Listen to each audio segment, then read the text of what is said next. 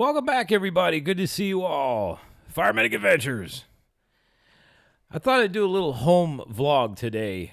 I have a project I'm currently working on. I was out and about this morning while the weather was decent. We've had a bunch of really rainy days here in Orlando, Florida. It sucks because it's hard to get some of the work done I want to get done regarding my channel because of the heavy downpours we've been having. I mean, it's like almost hurricane-style rain. It's coming down in sheets. But we need the rain. So it's a double-edged sword on this one.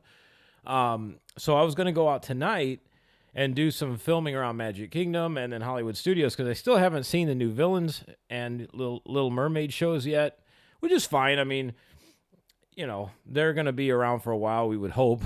And then also a bunch of news dropped today about the Magic Kingdom's Frontierland construction project, which everybody's jumping off the Epic Universe bandwagon and is now beating that horse to death. So I'm going to let that sit for a minute because I have my own thoughts and opinions on this thing.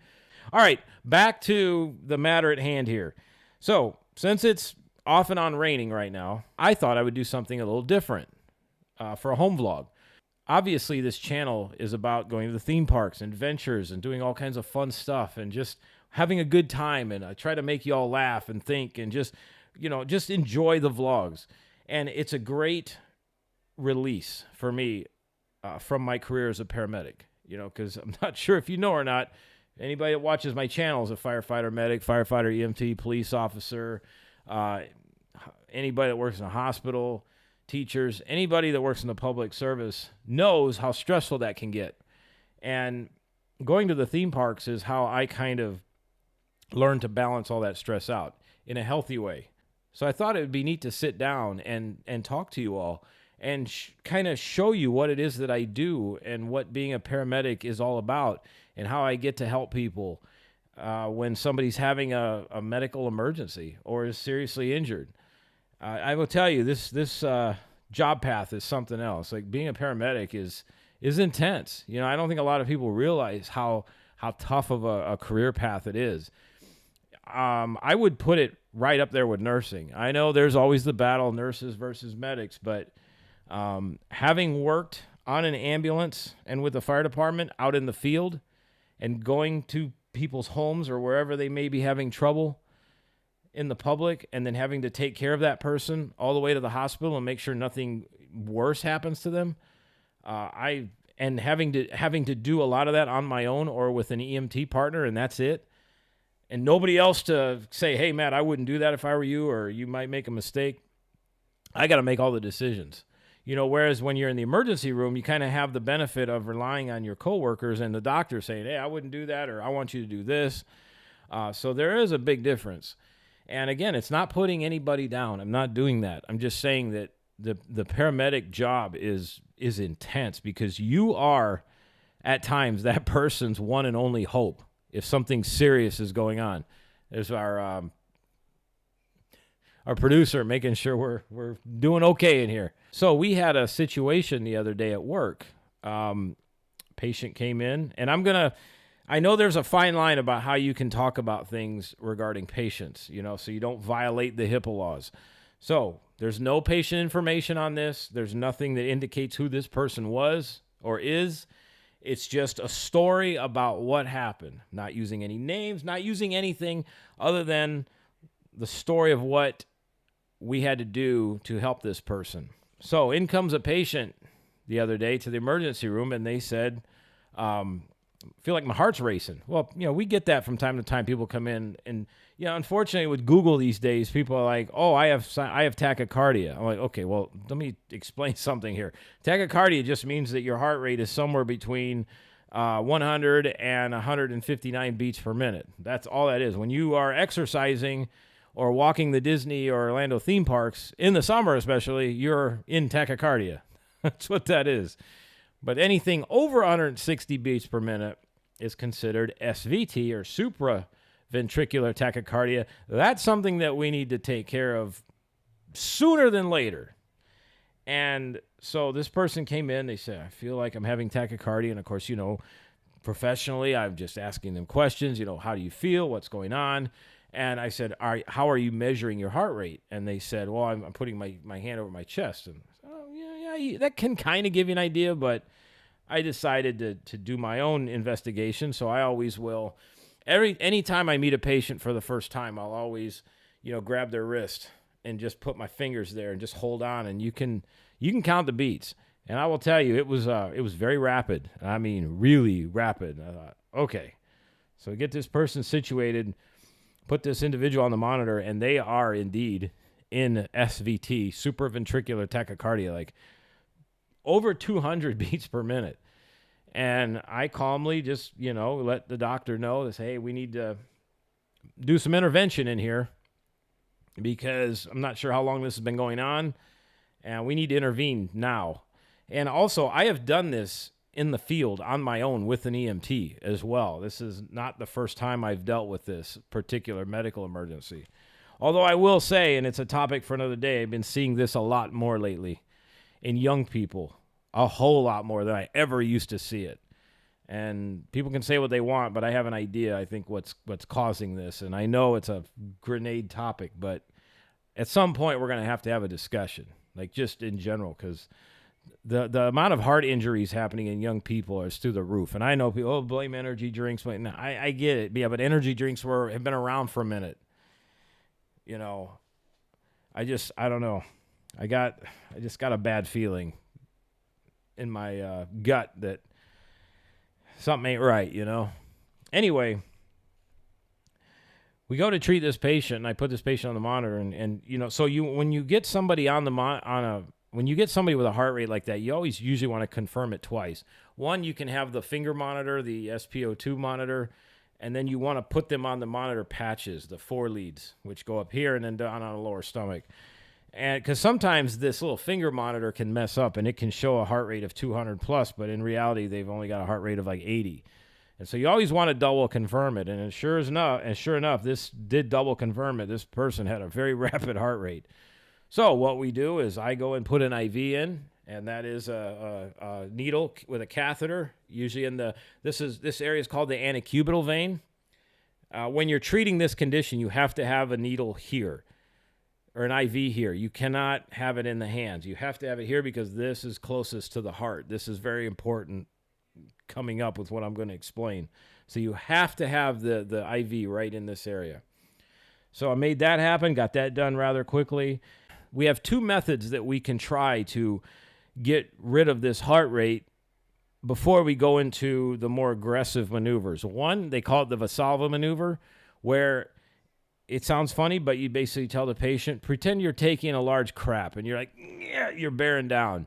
Because when you do that, it stimulates your vagus nerve, and that controls your heart rate and your blood pressure. And you can sometimes get yourself out of that supraventricular tachycardia by bearing down like that.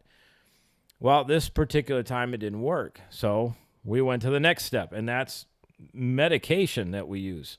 And it's called adenosine or adenocard. And there's a formula you use. The first time you give it, you want to give 6 milligrams. And then if you have to give it again and then a third time, it's 12 milligrams each time. So the first time we had 6 milligrams of this adenocard drawn up.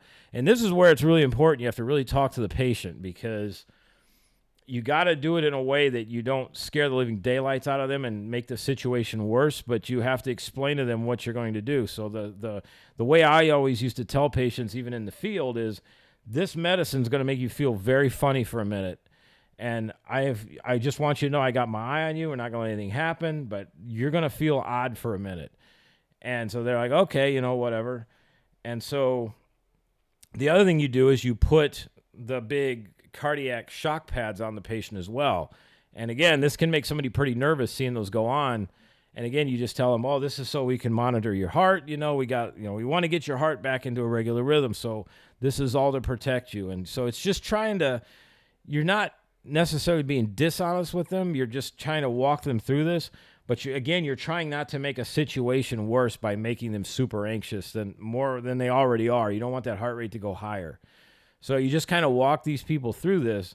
So once we had all that on, then comes a time where you give the medication. So you draw it up and you confirm it. I've got 6 milligrams of adenocard or adenosine, and it goes into the IV. And this particular medication has to be administered really fast because it has a very short half-life. And what I mean by half-life is it's the amount of time it takes for the medication to wear off in the body. Like if a medication has a half-life of, let's say, 30 minutes, and you give them a 10 milligrams of medication, then in 30 minutes, you'll have 5 milligrams left, and another 30 minutes, you'll have 2.5 milligrams, and so on and so forth till it's eliminated from the body. This adenosine has like a half-life of seconds. So that's why it's important that you have to have the IV here. It's directly central to the heart. Like you put a medication in here, it's going to get in the heart rather quickly because that's where it needs to go. Because this particular medicine actually stops the heart for a split second. And that's the that's the part where when you tell the patient, you're going to feel a little funny, it's because you're stopping their heart temporarily. Like you're legally killing them for a split second. And I know that sounds pretty graphic and horrible, but that's literally what's happening. But the idea is the medication is so short-lived in the body that when it stops the heart, it stops the electrical currents going through the heart, and then it wears off, and the electrical currents then continue right away because the body's still trying to figure this whole thing out. But when the heart restarts, it usually starts up at a lower rate because it's like hitting the reset on something. Think about a cell phone or a computer when it locks up or it doesn't act right. What do? We reset it, and when it starts back up, usually runs pretty normally. Same situation with the heart in that type of situation. So if you can stop it just for a split second even, and then it starts back up, then it goes on, and it usually picks back up at a regular rhythm. The reason you have the defib pads on is just in case this doesn't go to plan, you can get that. You can get a patient's heart started rather quickly using that. So far, in all my years, almost 18 years of being a medic, I've never had to use those. This has worked flawlessly every time. Thank goodness. But you always have to be prepared. So what I think is really neat here, and I have some show and tell for you all, is I actually have the monitor strips from this incident. Now, again, there's no patient information on here, so there's nothing that says who this is, anything. It's just the monitor strip. So you can see how this works. So if I hold this up here, you can see, you read this like a book. You read it this way. So you can see right here, they're clipping along pretty good, right? And then right here, this pause, this is where the medication took effect on the heart. This is where it actually stopped the heart temporarily, right here. And then right in this area here, this is the heart getting restarted again. And so we'll continue on the back. And then all of these funny-looking beats here, these are what they call PVCs, premature ventricular contractions, as they know it as. This is the heart getting restarted, like boom, boom, boom, like a car getting fired back up. And then here it goes right here, and there's a couple little pauses. The medication's almost worn off. And then now the medication's completely worn off, and you can see now we are in what they call as a sinus rhythm, which is a normal heart rhythm, anything under 100. And then this monitor strip is the remainder of the heart strips that we have. You can see where it's a nice regular heart rhythm. It did slow down a little bit more than this even. Like we got this patient down into the 80s by the time they left the hospital. But this is what we call a successful cardioversion using adenosine or adenocard. Pretty cool stuff, I will say. And I even made a comment to the team. I said, that was a great job on everybody's part because this patient came in with a heart rate well over 200, and they walked out of the hospital and got discharged home in about 3.5 hours, 4 hours later that day. So that was a fantastic job everybody did. But that is a little bit of insight into what I can do. And that's only one thing. I mean, there's so many things I can do as a medic. But this is probably one of the more intense things that you can do as a paramedic because you're literally, like I said, you're literally temporarily stopping somebody's heart to restart it at a lower rate. And that can be very nerve-wracking. And then when it's all said and done with, that's when you tell the patient, because a lot of times they ask, because they start feeling really strange, and because what's happening is the heart's not functioning correctly, it's stopping, and so that muscle is like, what is going on here? So the patient will most of the times go, oh my God, what is that? And that's the muscle going, what is wrong? And then the medicine again wears off very rapidly, and the heart picks back up and starts pumping again, and then the patient feels normal. But then they'll always ask, like, what was that? And then you tell them later what that was, because you don't want to sit there and say, hey, I'm going to stop your heart for a minute. Like that's not usually going to go over well with a lot of people. So you have to kind of you got to walk a fine line in explaining what you're doing without scaring the daylights out of them. Now, the other thing we can do, if that doesn't work, or if this patient is, as we would say, going downhill fast, meaning their color has gone out of their face, they've been probably at over 200 for several hours, and we need to get them converted now, then what we can do is quickly get an IV in them and then give them a medication called Versed, which is a hypnotic type of medication, where what it does is it sedates the patient, and then it actually makes them not remember what happened when it wears off. And we use that because if you don't have time to use the medication conversion and you have to go straight to electricity, you really don't want that patient to remember that, because that's where you're going to actually use the electric shock pads, and you're going to perform what they call a synchronized cardioversion, where you synchronize the monitor to their heartbeats, and then when you charge it up, you charge the monitor up, and then on you push the button, and then the monitor finds out right when it hits on the correct beat, and the monitor delivers a shock, and it shocks the patient while they're conscious, basically. And then it, after that shock temporarily, it can shock the heart back into a regular rhythm. Again, that's a more aggressive approach. If you're doing that, like we're running, and we're not at the hospital, that's a lights and siren run into the hospital, because that's something pretty serious. I've actually had to do both on these. I've done this a couple times where I've actually given this medication out in the field and have successfully cardioverted a patient. And I've had it at times where we didn't have time to give this medication. This patient was very, very sick, and I actually had to deliver a shock to them to get their heart back into a normal rhythm while we were on our way to the hospital. And there was one time where I had a patient, and they were going downhill so fast, I didn't even have time for an IV. I literally had time to get those pads on this patient, charge that monitor up, and all I said was, I'm really sorry. And the patient said, for what? And I hit that button, and it zapped that patient, and all they said was, Jesus Christ! And he sat up holding, what was that? I said, that was me fixing your heart rhythm. And, you feel bad, but I mean, it saved him. It did. It saved it saved that patient, got the patient converted back to a regular, as we say, sinus rhythm. At that point, I hung what we call an antiarrhythmic, which is called amiodarone. There's a formula that you create, that you administer through the IV. It's so many drops of amiodarone over the course of 10 minutes into the patient to maintain their heart rhythm while you're transferring them to the hospital. So I've done it on both ends, and I've actually been able to convert somebody by telling them to bear down.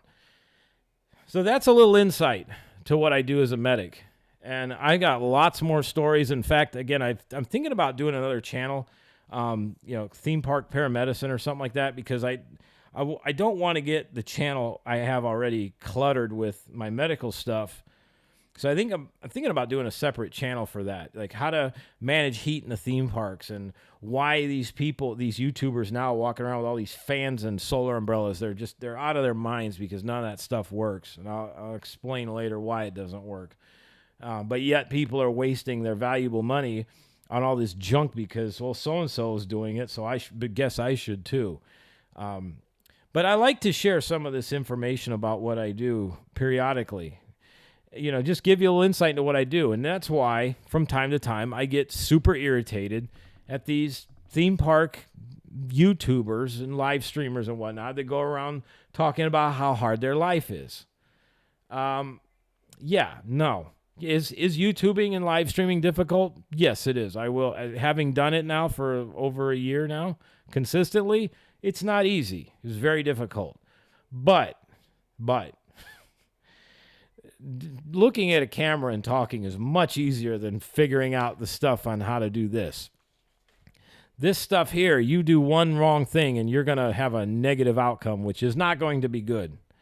So that's why I get super irritated at these vloggers and YouTubers and whatnot that just gripe all the time about how they're feeling down or they don't know what direction they want to go, or YouTubing is so hard, they need a break, wah. And I'm just like, man, why don't you come to work with me for a day and let me show you what I do for a living. Then you can decide whether or not you got it rough. And I really think that, and this is off topic a little bit, but a lot of these YouTubers that live in Orlando that are doing the theme parks and all that, it is starting to get a little bit oversaturated, I'm not going to lie.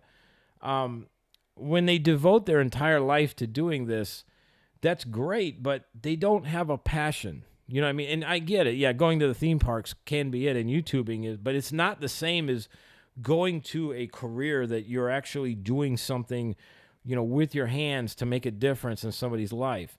I guess you could argue that YouTubing and doing it could make a difference in somebody's life. Oh, they might follow some tips you gave or whatever. But I get that, but it's not the same as actually physically being somewhere, and then you have, your work friends and all this other stuff. And I really think the reason a lot of these long-term YouTubers like Adam the Woo and Kyle Palo and a bunch of other ones, if you ever notice, about every couple months to about a year and a half, they have the walk and talk vlog about how I don't know which direction we're going with the channel and I feel bored and depressed and whatnot. And I really think it's a lack of having a purpose outside of filming everything. And I think that's got a lot to do with it. Honestly, and I've made this comment before, all these YouTubers that are running around the theme parks trying to make a living and all that, some of them that have really successful channels and are making a lot of money, it would do them a service to take some of that extra time they have, one, get in the damn gym.